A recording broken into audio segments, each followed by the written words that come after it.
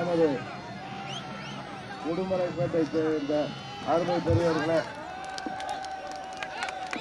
அன்பு தாய்மார்களே, எழுச்சியோடு இங்கே கூட இருக்கின்ற இளைய சமுதாயமே, உங்கள் அனைவரையும் இன்றைக்கு இங்கே சந்திப்பதிலே நான் மிகவும் மகிழ்ச்சி அடைகின்றேன்.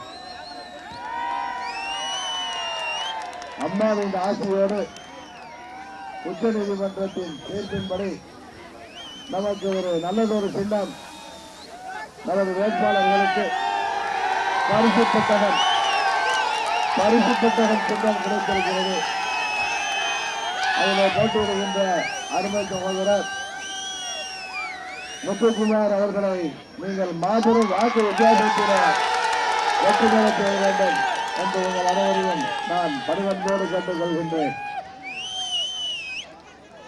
இதே தேவம் அம்மா அவர்கள் மறைவிற்கு பிறகு நமது பொதுச் செயலாளர் சின்னம்மா அவர்கள் முயற்சியால் இந்த ஆட்சி இன்று வரை தொடர்ந்து கொண்டிருக்கின்றது. ஆனால் ஆட்சியிலே இருப்பவர்கள் தன்னை ஆட்சியிலே அமர்த்தியவர்களுக்கும் துரோகம் செய்துவிட்டு, அம்மாவின் தொண்டர்களுக்கும் துரோகம் செய்துவிட்டு, தமிழ்நாட்டு மக்களுக்கும் துரோகம் செய்துவிட்டு இன்றைக்கு அம்மா அவர்களுக்கே துரோகம் விளைவிக்கின்ற விதமாக அம்மா அவர்கள் எந்த கட்சியெல்லாம் வேண்டாம் என்று சொன்னார்களோ அவர்களோடு இன்றைக்கு கூட்டணி வைத்திருக்கிறார்கள். தமிழ்நாட்டை புறக்கணித்த மோடி அவர்களின் கட்சியோடு கூட்டணி,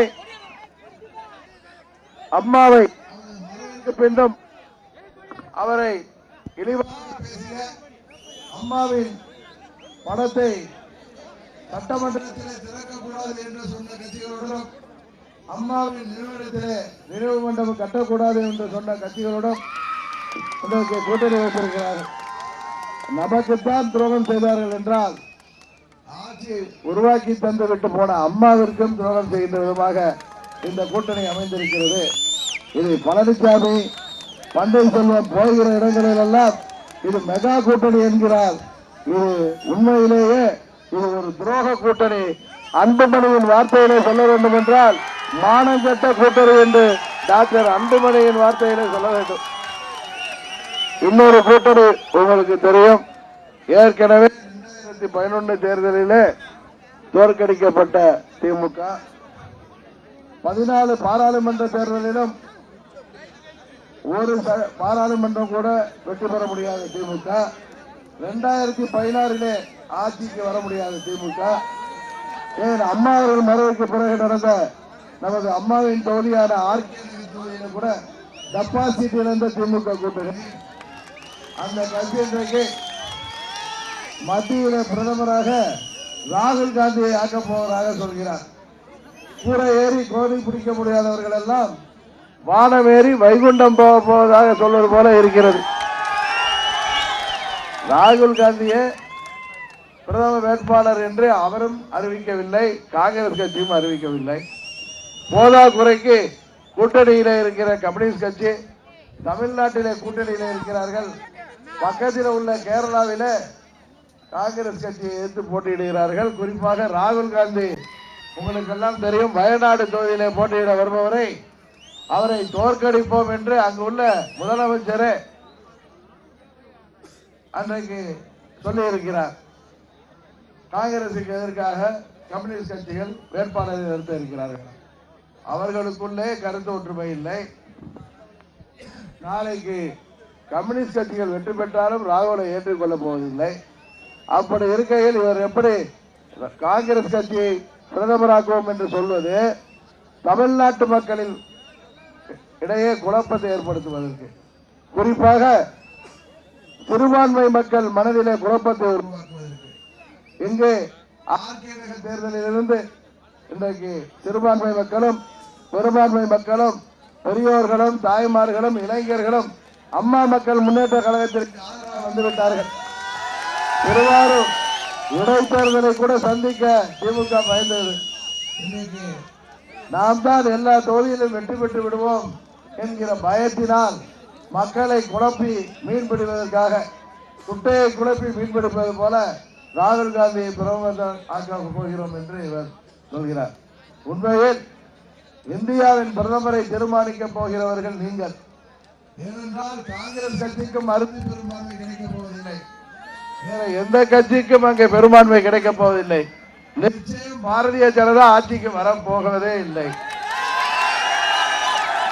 அப்படி இருக்கையிலே தமிழ்நாட்டு மக்களாகிய நீங்கள் தமிழ்நாட்டிலே எப்படி நமது பொள்ளாச்சி தொகுதியில் முத்துக்குமார் போட்டியிடுகிறார், அதுபோல 39 தொகுதிகளிலும் நீங்கள் யாரை வெற்றி பெற செய்கிறீர்களோ, எந்த கட்சிக்கு அதிக பாராளுமன்ற உறுப்பினர்களை கொடுக்கிறீர்களோ அவர்கள்தான் இந்தியாவின் பிரதமரை தீர்மானிக்க உங்களது பிரதிநிதிகளாக செல்ல போகிறார்கள். அதனால்தான் அம்மா அவர்கள் 2014 குஜராத்தை சேர்ந்த இந்த மோடியா அல்லது தமிழ்நாட்டை சேர்ந்த இந்த லேடியா உங்களுக்கு வேண்டும் என்று கேட்டார். தமிழ்நாட்டு மக்கள் நீங்கள் மிகவும் விழிப்புணர்வு உள்ளவர்கள். அன்றைக்கு மோடி அதை செய்கிறேன் இதை செய்கிறேன், ஏழை எளியவர்கள் ஒவ்வொருவர் பேங்க் அக்கவுண்ட்லயும் 15 லட்சம் போடுகிறேன் என்றெல்லாம் பொய்யை சொல்லி வாக்கு கேட்ட பொழுது கூட தமிழ்நாட்டு நலனிலே அக்கறை உள்ள தமிழ்நாட்டு மக்களுக்காக போராடக்கூடிய திட்டங்களை பெறக்கூடிய அம்மா அவர்களுக்குத்தான் வாக்கு என்று நீங்கள் ஒரு மாநில கட்சியாகிய அனைத்து இந்திய அண்ணா திராவிட முன்னேற்ற கழகம் அம்மாவின் கட்சியாக இருந்த பொழுது 37 தொகுதியிலே வெற்றியை கொடுத்து இந்தியாவிலேயே 3வது பெரிய கட்சி என்ற அந்தஸ்தை ஏற்படுத்தி கொடுத்தீர்கள். அம்மா அவர்கள் இருந்தவரை தமிழ்நாட்டின் நலனுக்காக இறுதி மூச்சு வரை அவர் பாடுபட்டார் என்பது உங்களுக்கு தெரியும். மாணவர்களை, ஏழை எளிய கிராமப்புற மாணவர்களின் மருத்துவக் கல்லூரி கனவை தவிடுபொடியாக்குகின்ற அந்த நீட் தேர்வை அம்மா அவர்கள் உயிரோடு இருந்தவரை அனுமதிக்கவில்லை. அதுபோல விவசாயிகளை பாதிக்கின்ற எந்த ஒரு திட்டத்தையும் அவர் அனுமதிக்கவில்லை.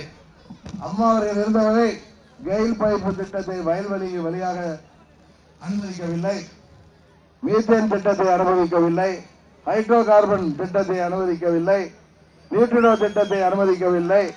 ஆனால் இன்றைக்கு அம்மாவின் ஆட்சி என்று சொல்லிக் கொண்டு நாங்கள் எல்லாம் பொதுமன்ற தளபதிகள் என்று சொல்லிக் கொள்பவர்கள் உயர் மின்கோபுர திட்டம் வேண்டாம் என்று விவசாயிகள் போராடினால் பெண்கள் உட்பட 40 பேருக்கு மேல் விவசாயிகளை, நமது கொங்கு மண்டலத்தை சேர்ந்த விவசாயிகளை கைது செய்கிறார்கள். அந்த பிரதிநிதிகள் இன்றை ஈரோட்டிலே நேற்றைக்கு முந்தா நாள் சந்தித்த பொழுது மிகவும் வருத்தத்துடன் சொன்னார்கள். அவர்களை அழைத்து அந்த மின்சாரத்துறை அமைச்சர் தங்கமணி பேசும் பொழுது மத்திய அரசு சொல்லிவிட்டது, எங்களால் மீற முடியாது, அந்த திட்டத்தை கொண்டு வந்துதான் சேருவோம், மாற்றாக அண்டர் கிரவுண்ட் கேபிள் பூமிக்கு அடியிலே நீங்கள் கேபிள் கொண்டு போங்கள் என்று சொல்லியும் அதெல்லாம் முடியாது என்று சொல்லிவிட்டார்கள். 7ஆம் தேதி அவர்கள் ஈரோட்டில் நடத்த இருக்கின்ற கலந்துரையாடலுக்கு அவர்கள் அனுமதி கூட கொடுக்க மறுக்கிறார்கள். இத்தனை அதிகார துஷ்பிரயோகம் இந்த ஆட்சியிலே நடைபெறுகிறது. மக்களுக்கு பாதுகாப்பு இல்லை, பெண்களுக்கு பாதுகாப்பு இல்லை. இன்றைக்கு பொள்ளாச்சி என்றாலே மாசாணி அம்மனைத்தான் நாம வரும். ஆனால் 100 பெண்களை சீரழித்த கொடுங்கோலர்கள் இன்றைக்கு தப்பித்துக் கொண்டிருக்கிறார்கள்.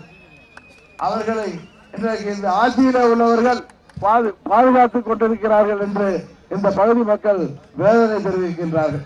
அம்மா அவர்கள் இருந்திருந்தால் இப்படி நடந்திருக்குமா? இன்றைக்கு திருவண்ணாமலையிலே பழனிசாமியின் வேட்பாளராக போட்டியிடுகின்ற அக்னி கிருஷ்ணமூர்த்தி அன்றைக்கு ஒரு இன்ஜினியர் திருநெல்வேலியிலே இவர் என்னை மிரட்டுகிறார், என்னை துன்பப்படுத்துகிறார் என்றெல்லாம் அவர் கடிதம் எழுதி வைத்துவிட்டு அக்னி கிருஷ்ணமூர்த்தி மேலே குறை சொல்லிவிட்டு கடிதம் எழுதி வைத்துவிட்டு தற்கொலை செய்து கொண்டார். உடனே அதை விசாரிப்பதற்கு முன்பே அம்மா அவர்கள் அக்னி கிருஷ்ணமூர்த்தியிடம் ராஜினாமா கடிதம் வாங்கி வைத்துவிட்டு தான் அந்த விசாரணையை தொடங்கினார்கள். எதற்காக சொல்கிறேன் என்றால், உண்மையிலே அம்மாவின் ஆட்சியாக இருந்தால் பொதுமக்களை, அதுவும் பெண்களை இன்றைக்கு 100 பேருக்கு மேல் அங்கே கொடுமைப்படுத்தப்பட்டிருக்கிறார்கள். அந்த கும்பலை இந்நேரம் கைது செய்து அம்மா இந்நேரம் சிறையில அடைத்திருப்பார்கள். ஆனால் இந்த ஆட்சியாளர்கள் யாரையோ காப்பாற்றுவதற்காக இன்றும் அதை இழுத்துக் கொண்டு செல்கிறார்கள். அந்த மாவட்ட எஸ்பி எப்படியெல்லாம் பேட்டி கொடுத்துக் கொண்டிருந்தார். அதனால்தான் நான் அன்றைக்கே இது உயர் நீதிமன்ற நீதிபதி அதை நேரடியாக விசாரிக்க வேண்டும், எப்படி சிறை கடத்தல் வழக்குகளை உயர் நீதிமன்றம் அதை தினம் தினம் கவனிக்கிறதோ அதுபோல கவனித்து சிபிஐ விசாரிக்க வேண்டும் என்று கேட்டோம். பழனிசாமி அன்றைக்கு மாலையே சிபிஐ என்கொயரிக்கு போட்டுவிட்டாலும் இன்னும் சிபிஐ கையில எடுக்கவில்லை. காரணம், சிபிஐ மோடியின் கையில இருக்கிறது. இவர்கள் சிபிசிஐடி என்கொயரி பண்ணுகிறேன் என்று பலரை காப்பாற்றுவதற்காக இவர்கள் முயற்சி செய்து கொண்டிருக்கிறார்கள் என்பதுதான் நமக்கு வருகின்ற தகவல். இத்தனை கொடுங்கோலர்களை, அதுவும் நமது கொங்கு மண்டலத்தைச் சேர்ந்த பெண்களை இத்தனை இழிவுபடுத்தியவர்களை கைது செய்த கூட துப்பில்லாதவர்கள் இவர்கள். நாங்கள் கொங்கு மண்டலத்தைச் சேர்ந்தவர்கள் என்று நம்மை எல்லாம் ஏமாற்றமாகிறார்கள். இந்த தேர்தலிலே நீங்கள் நல்ல பாடம் புகட்ட வேண்டும். நாடாளுமன்ற தேர்தலோடு சேர்ந்து 18 தொகுதிகளிலும் சட்டமன்ற இடைத்தேர்தல் வருகிறது. அதில் 8 தொகுதிகளிலே இந்த பழனிசாமி கம்பெனி ஜெயிக்கவில்லை என்றால் மோடி அல்ல, அவங்க டாடி வந்தாலும் இந்த ஆட்சியை காப்பாற்ற முடியாது. நீங்கள் எதிர்பார்க்கின்ற ஆட்சி மாற்றம் ஏற்படும். உண்மையான அம்மாவின் ஆட்சியை, மக்களாட்சியை தமிழகத்திலே கொண்டு வருவதற்கு இந்தியாவின் பிரதமரை உங்கள் சார்பாக தீர்மானிப்பதற்கும் தமிழ்நாட்டு திட்டங்களை பெற்றுத் தருவதற்கும் தமிழ்நாட்டு விவசாயிகள், மாணவர்கள், இளைஞர்கள், விவசாய நெசவாளர்கள், அரசு ஊழியர்கள், ஆசிரியர்கள் மற்றும் வியாபாரிகள், மீனவர்கள் என பலதரப்பு மக்களின் கோரிக்கைகளை நிறைவேற்றி தருவதற்கு நீங்கள் உண்மையான அம்மாவின் தொண்டர்களால் இன்றைக்கு இயக்கப்படுகின்ற அம்மா மக்கள் முன்னேற்ற கழகத்திற்கு ஆதரவளிக்க வேண்டும். உங்களது வேட்பாளர் அருமை சகோதரர் முத்துக்குமார் அவர்கள், அவருக்கு நீங்கள் வாக்களிக்க வேண்டிய சின்னம் பரிசு பெட்டகம்.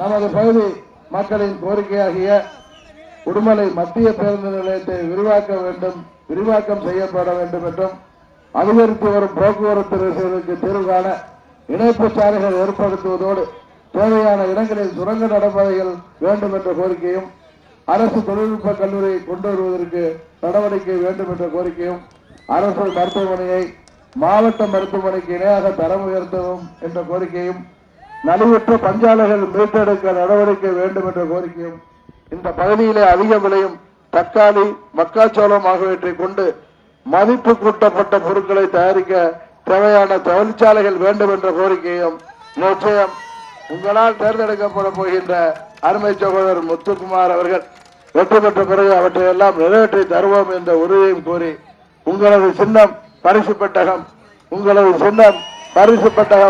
வெற்றி சின்னம் பரிசு பெட்டகத்திலே வாக்களித்து நீங்கள் அருமை சகோதரர் முத்துக்குமார் அவர்களுக்கு வாக்களிக்க வேண்டுமாய் உங்கள் அனைவரையும் பணிவன்போடு கேட்டு விடைபெறுகிறேன். நன்றி, வணக்கம்.